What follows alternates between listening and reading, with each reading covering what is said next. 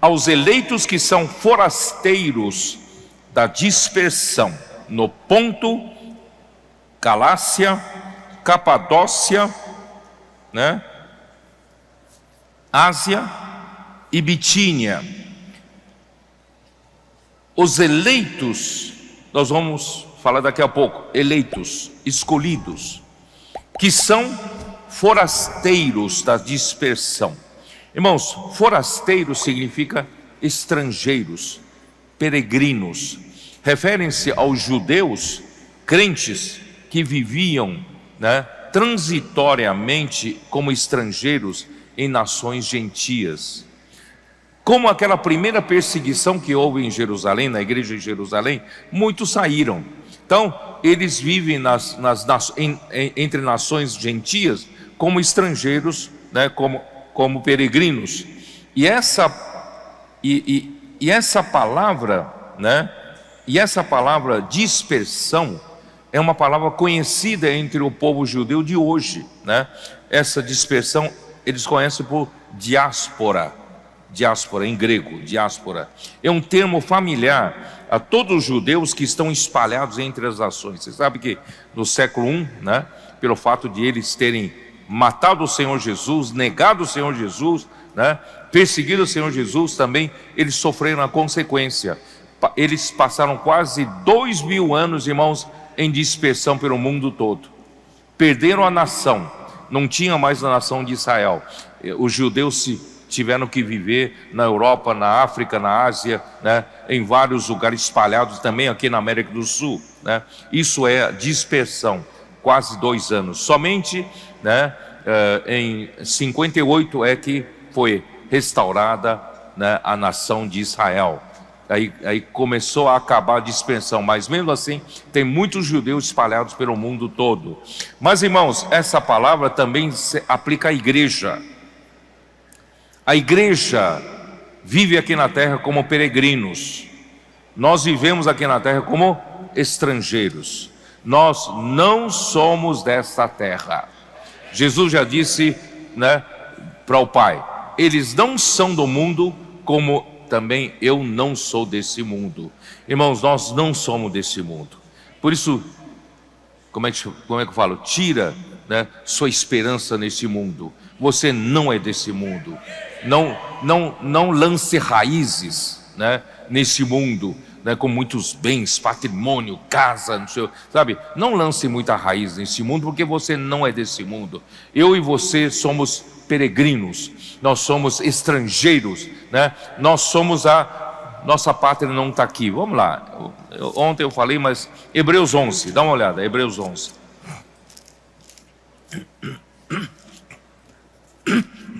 Hebreus 11, versículos 9 e 10.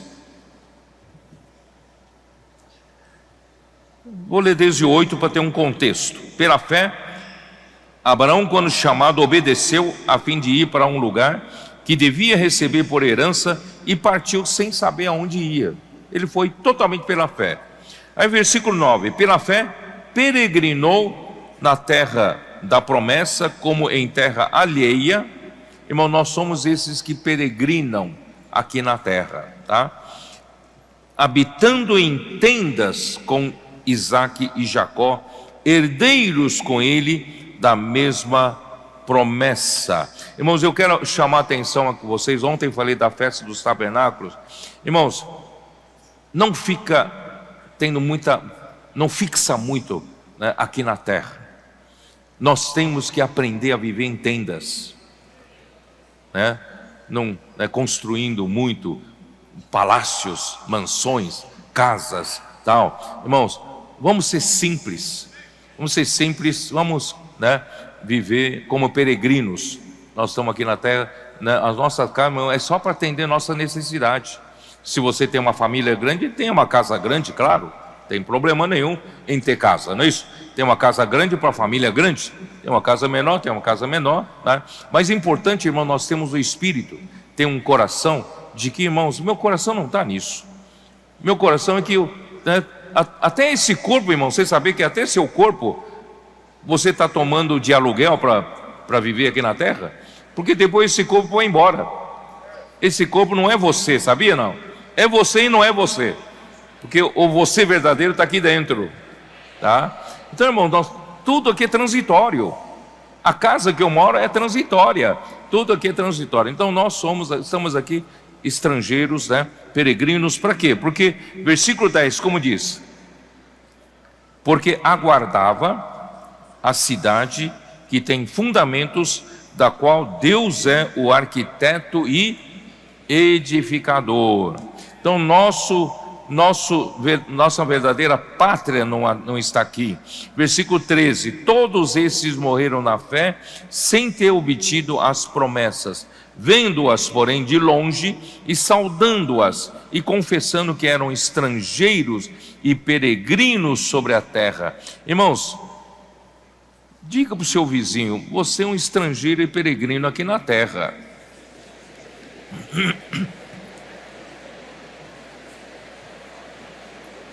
Sabe, os peregrinos e os estrangeiros estão procurando uma pátria, né? Versículo 14: porque os que falam desse modo manifestam estar procurando uma pátria.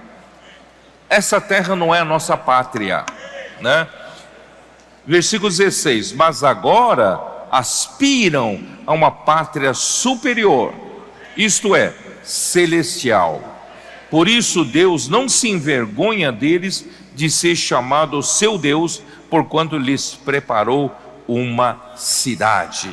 Deus nos preparou uma cidade, uma pátria superior, uma pátria celestial. Amém. E esses destinatários da carta eram, da região de Ponto, Galácia, Capadócia, Ásia e Bitínia. São 5 províncias localizadas na Ásia Menor. Todas essas províncias são da Ásia Menor. Então, Pedro escrevia para esses que estavam nessas 5 províncias da Ásia Menor. Agora vou entrar no segundo assunto e nós terminamos a palavra de hoje. O segundo assunto é o começo do versículo 2, que diz: eleitos segundo a presciência de Deus Pai. Irmãos, esse é o assunto que eu abordei há um tempo atrás, mas eu acho importante aproveitar esse versículo para deixar claro. Irmãos, eleitos, o que é eleição? A eleição de Deus, irmãos, é a escolha de Deus. Deus é que criou esse universo. Ele fez tudo. E Ele fez tudo de acordo com a sua vontade, de acordo com a sua preferência. Então, Ele tem as suas escolhas. Ele tem liberdade de escolher, certo? Então, a eleição de Deus, Efésios capítulo 1, versículos 4 e 5.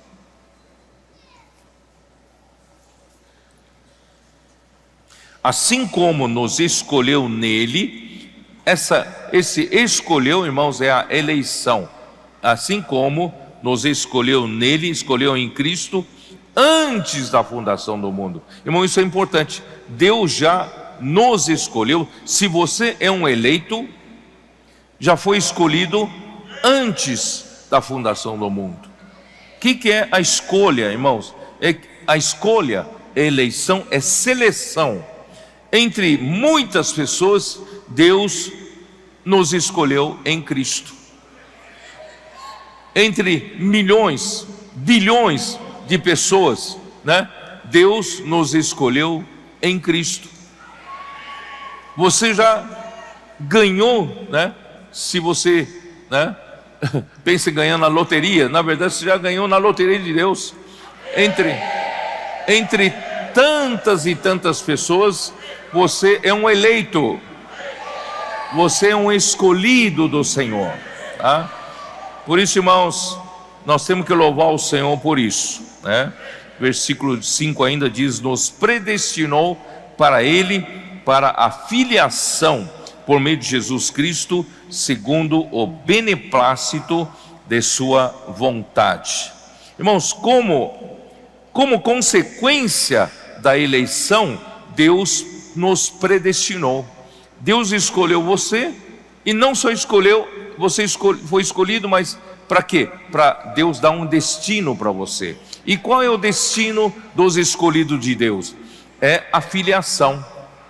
A filiação aqui não é só ser filho, mas é ser filho que vai herdar a herança do pai, né? Então Deus te escolheu e te predestinou para ser filho herdeiro. Que coisa maravilhosa! De repente tem gente que sonha, né? De repente aparecer na sua vida um tio rico que você nunca ouviu falar, e de repente deixou uma fortuna para você de herança. É isso. Quem aqui não sonha com isso? Apareceu um tio aqui meu, lá no interior de Minas, né? Eu não sabia, de repente eu fiquei sabendo, eu sou milionário. Deus quer melhor para você. Deus quer fazer você ser herdeiro dele, herdar todas essas coisas, né? Herdar todas as nações, toda a terra. Por isso, irmão, não fica com mesquinhez de querer, né, um pouco nessa terra, não. Bom, então, irmãos, Deus, para isso, Ele nos regenerou como filhos, mas Ele quer nos tornar como filhos maduros, como diz em Romanos 8,17. Vamos dar uma olhada, vale a pena. 8,17. Ora, se somos filhos, somos também herdeiros, herdeiros de Deus e co-herdeiros com Cristo. Se com Ele sofremos, também com Ele seremos glorificados. Nós seremos herdeiros de Deus e nós vamos dividir a herança com Cristo, co-herdeiros com Cristo. Que coisa maravilhosa! E, irmãos, aí vem a parte, né, que é difícil entender. Romanos 9, versículo 11 explica que é a eleição de Deus, né? Versículo 11: e ainda não eram gêmeos nascidos, nem tinham praticado o bem ou o mal. Ele está dizendo a respeito de Esaú e Jacó, né? Para que o propósito de Deus quanto à eleição prevalecesse, não por obras, mas por aquele que chama. Então a eleição depende só de Deus que chama, tá? Aqui, né, já fora dito a ela: o mais velho será servo do mais moço, como está escrito: amei Jacó, porém me aborreci de Esaú, tá? Aí, versículo 14: que diremos, pois? A injustiça da parte de Deus? Por que escolheu a Jacó e se aborreceu de Esaú? Deus está sendo injusto, né? Aí, de modo nenhum, pois ele diz a Moisés: terei misericórdia de quem me aprouver ter misericórdia, e compadecer-me-ei de quem me aprouver ter compaixão. Assim, pois, não depende de quem quer ou de quem corre, mas de usar Deus a sua misericórdia. Se você foi escolhido, porque Deus usou de sua misericórdia para com você. Porque o outro não foi escolhido? Porque Deus não usou de misericórdia para com esse outro, tá? Aí vamos lá, versículo 18: logo tem ele misericórdia de quem quer e também endurece a quem lhe apraz. Bom, como é que fica então, irmãos? Como é que ficou? Aí versículo 19, né? Tu, porém, que me dirás, de que se queixa ele ainda? Pois quem jamais resistiu à sua vontade? Quer dizer, já que é assim, é Deus quem define, Deus tem misericórdia a quem quer, certo? Então, não tenho nada que dizer. Se Deus escolheu um, não escolheu outro, não é isso, né? Eu vou calar minha boca, não vou falar mais nada, né? Aí, quem és tu, homem, para discutires com Deus? Porventura pode objeto perguntar a quem o fez? Por que me fizeste assim? Ou não tem o oleiro direito sobre a massa para do mesmo barro fazer um vaso para honra e outro para desonra? Que diremos, pois, se Deus, querendo mostrar a sua ira e dar a conhecer o seu poder, suportou com muita longanimidade os vasos de ira preparados para a perdição, a fim de que também desse a conhecer as riquezas da sua glória em vasos de misericórdia, que para a glória preparou de antemão, os quais somos quem? Os quais somos nós, a quem também chamou, não só dentre os judeus, mas também dentre os gentios. Você é um felizardo, você foi escolhido para ser um vaso de honra, para receber a herança do Senhor. Irmãos, ó que coisa maravilhosa, né? Só que, irmãos, olha só Romanos 11, versículo 11. Pergunto, pois, porventura, tropeçaram para que caísse? De modo nenhum, mas pela sua transgressão veio a salvação aos gentios para pô-los em ciúmes. Irmãos, os judeus tropeçaram.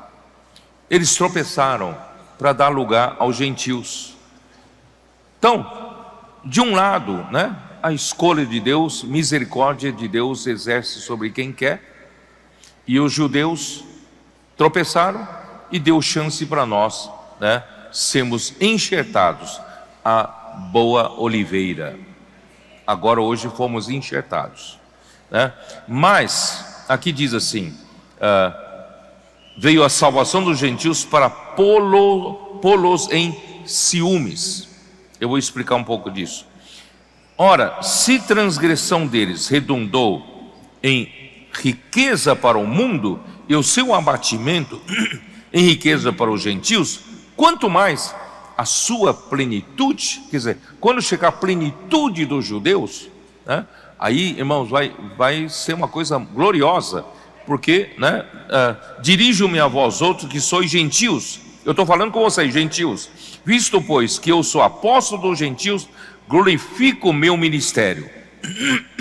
Mas eu tenho preocupação pelos judeus, meus patrícios.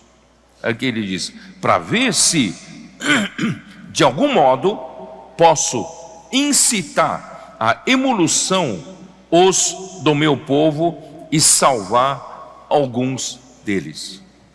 Vocês estão entendendo aqui onde eu quero chegar? De um lado, tem um pensamento em que, irmãos, muitos de nós pensávamos, né, como Calvino pensava, né? É a linha calvinista, né? Pensando, não, realmente a eleição de Deus só depende de Deus. Depende só da misericórdia de Deus. Nós não temos nada que ver. Deus escolheu, não escolheu. Azar de quem não foi escolhido, né? Sorte de quem foi escolhido. Tá? Não temos que fazer nada. Ora, também com esse princípio, então não precisamos nem pregar evangelho. Porque quem foi escolhido de Deus vai ser salvo, né? Quem não foi escolhido não vai ser salvo. Então, dá uma passividade para a igreja. Não precisamos fazer nada. Que tudo fizemos é a mão do homem para fazer. Não é bem assim, entendeu?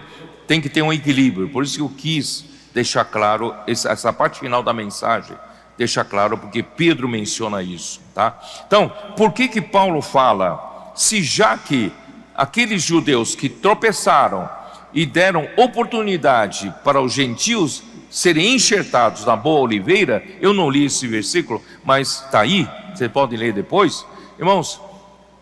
Mas por que Paulo queria ainda com seu ministério para os gentios? Porque ele foi para Jerusalém?